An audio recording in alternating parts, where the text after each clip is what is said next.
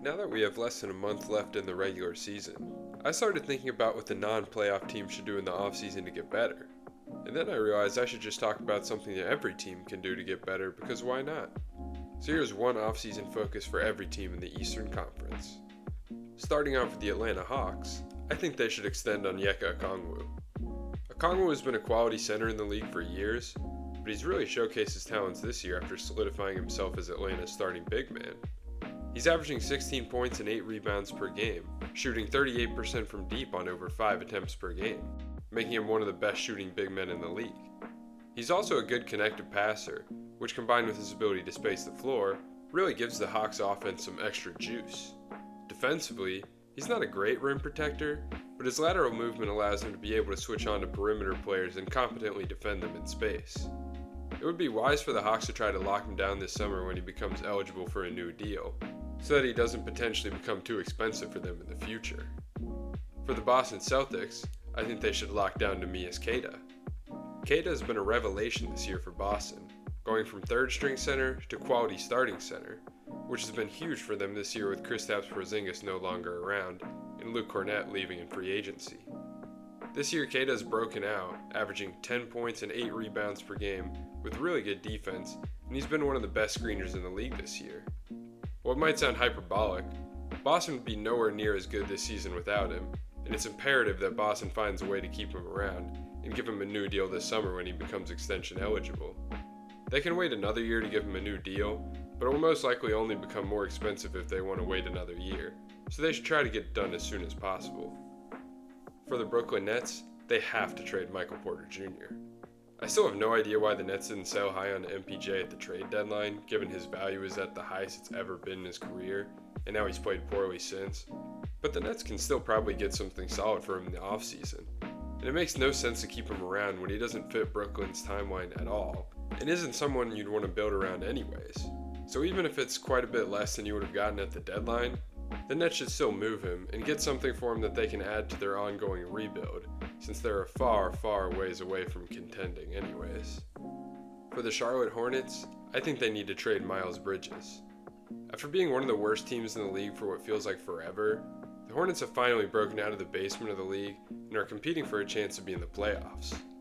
They have an intriguing young team, but one player stands out as a definitive, the dynasty starts after you kind of guy, with that being Miles Bridges.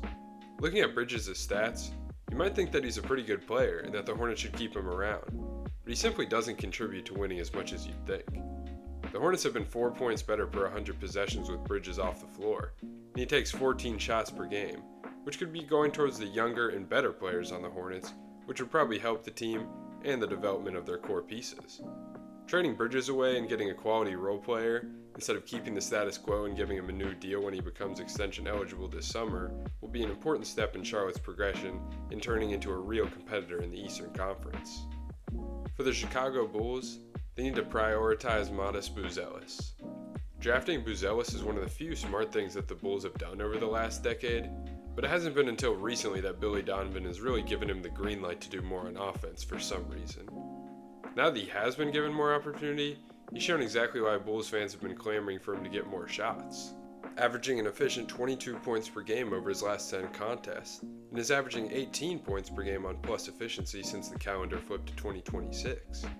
Chicago needs to focus on giving him more opportunities in the offense and more control of it, because Buzelis can absolutely be an all-star caliber player in the future. Nobody else on Chicago is even close to having the potential that he has, so the Bulls need to realize that he's their best player and act accordingly. For the Cleveland Cavaliers, they need to extend Donovan Mitchell. The number one priority for Cleveland this offseason has to be locking down Donovan Mitchell, because without Donovan, their future is rather mediocre, and with him, they can be title contenders. The Cavs can wait it out and wait until a couple years down the road to give him another contract, but it would behoove them to offer him a new deal when he becomes extension eligible this July. Not only because it would be cheaper than it would be in a couple of years due to the inflation of contracts, but also because it would allow Cleveland to figure out what they want to do with the rest of the roster, knowing that they have their superstar for another couple of years, and know exactly what his salary will be. Maybe Mitchell doesn't want to sign until a couple years down the road, but if you're Cleveland, you've got to try as hard as possible to lock him down. For the Detroit Pistons, they need to trade for a secondary star who can handle the ball. The Pistons have had a fantastic season so far this year, but I have next to no faith in them to win the East despite having the best record in the conference. They have a really solid team and are great defensively, but they really lack a secondary ball handler that they can give the ball to when Cade Cunningham is either on the bench or starts getting doubled. It's essentially impossible for a team to win their conference with their second best ball handler being a guy like Ausar Thompson, and that's assuming that Cade will be coming back from his collapsed lung in time for the playoffs. In the offseason, the Pistons really need to focus on getting a guy who can take some of the offensive load from Cade and help to keep the Pistons on track in his bench minutes, because their offense is 10 points worse per 100 possessions with Cade Cunningham on the bench. The Pistons have plenty of assets to spend to make it happen, and hopefully they do, because that's the clear next step in Detroit becoming true title contenders. For the Indiana Pacers, I think they should trade TJ McConnell. McConnell has been quite good for the Pacers in their deep playoff runs the past couple of years, but he's a 6'1" unathletic white guy who's going to be 35 by next year's playoffs. Not to mention the fact that he messes up the spacing of the offense and is a massive target on defense despite being a pest. I think the Pacers should try to trade him in the offseason to upgrade their six-man position and get younger and cheaper, which they could do through trading with Memphis for Ty Jerome. While I would love this move as a Pacers fan, I highly doubt Indiana would ever trade McConnell in pursuit of an upgrade, but I think it would be a huge help in their quest for a title. For the Miami Heat, I think they should trade Tyler Hero. Hero will be entering the last year of his contract next year, which will make it very easy for the Heat to move off of him since any team that likes him won't have to pay a ton to acquire him. Hero isn't really a winning player, or at least at his price point he isn't. This was most notably showcased by the fact that he only played in 1 out of the 23 playoff games in the Heat's finals run in 2023. He can score and pass at a solid level, but that's really all he can do, and he's a terrible defender. Over the last 3 years, the Heat have been better with him off the court than on. He really should be in more of a Peyton Pritchard-esque role as a great six-man, instead of being paid like an all-star and being one of the centerpieces of a team. Unfortunately for the Heat, they would never be able to convince him to take that big of a pay cut, so I think they should trade Tyler Hero and see what they can get back for him instead, whether it be a promising young player or draft compensation. Pretty much anything is better than continuing to pay a fairly impactless player star money. For the Milwaukee Bucks, they just need to trade Giannis already. The Bucks probably should have tried to trade Giannis last offseason after Damian Lillard tore his Achilles, but instead the Bucks tried to tread water by stretching Dame's contract in order to sign Miles Turner and show Giannis that they were committed to winning. Unfortunately for Giannis, this move was essentially the death knell in terms of the Bucks being a competitive team, as the Bucks are essentially paying Miles Turner $50 million a year to average 12 points and 5 rebounds per game, instead of spending that money on several good role players or someone that could have more impact. Milwaukee definitely should have traded Giannis at the deadline, since he will now be an expiring contract going into next year, and he also seems to have become more injury prone, and is likely to play less than half the season after never missing more than a quarter of a season in the first 12 years of his career. The Bucks have already lost a ton of potential value trying to keep Giannis around, and they need to cut their losses and just trade him to help jumpstart a rebuild, because right now, they're going nowhere fast. For the New York Knicks, they need to extend Deuce McBride. Miles McBride is currently on a crazy team-friendly deal because Coach Tibbs barely played him at the start of his career for some reason, and then his agent convinced him to sign a cheap extension before breaking out later that year. Since then, McBride has been an important bench piece for the Knicks, providing great shooting and defense along with some passing.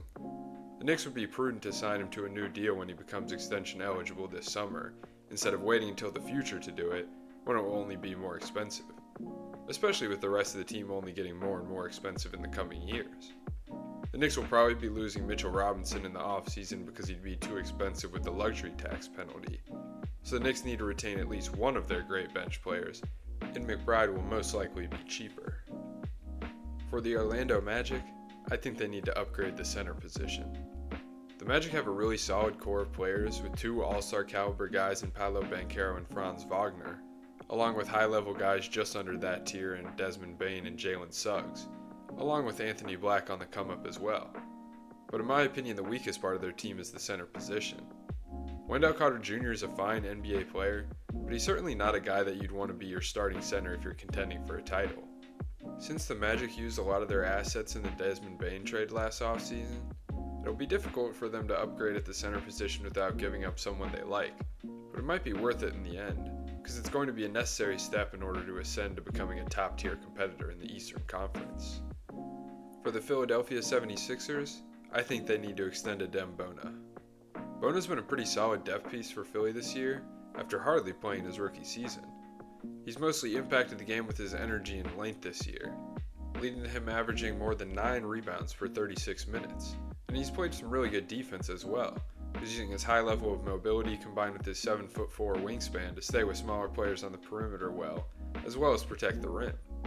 Players shoot nearly 10% under league average when contested by him at the rim, and he ranks in the 92nd percentile in block rate.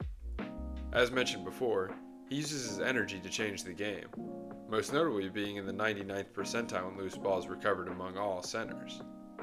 He's still only 22 years old, so he still has a lot of room to grow, and the Sixers would be smart to extend him to be their backup center of the future when he becomes extension eligible this offseason. For the Toronto Raptors, I think they should trade Brandon Ingram. Of course, this would probably never happen because no GM is going to want to admit they were wrong after just 1 year, but it was clear to basically the entire NBA community that the Raptors trading for Ingram was a confusing move, since he's by no means a needle mover, and he's already a finished product at 28 years old. He just isn't a very valuable player since he really isn't good at anything besides scoring, and he's really not even that good at scoring, as he averages just 22 points per game on subpar efficiency. Trading him and retooling, or going into a mini rebuild would probably be the smartest thing Toronto could do in this offseason, but it'll probably never happen because of the stubbornness of the front office. And lastly, I think the Washington Wizards should decline on re-signing Trae Young and Anthony Davis. This summer, both Young and Davis will be able to sign an extension, but I don't think the Wizards should do that at all. Both players have massive flaws, as Young is one of the worst defenders in the NBA due to his size, and Davis is an injury-prone player who's already in his mid-30s. The Wizards already have some promising young players on the team, and will be getting a very high draft pick this summer, so there's no need to press and try to accelerate your timeline by re-signing these guys with huge price tags, especially when they have such massive flaws. I'm not really sure why they made these moves in the first place, even if they were both fairly low prices for the quality players they received. While they did get talented players, it could prevent them from executing the rebuild in the way that it should be, and it could wind up with them being stuck in the middle of the conference just like they were before deciding to rebuild a couple years ago.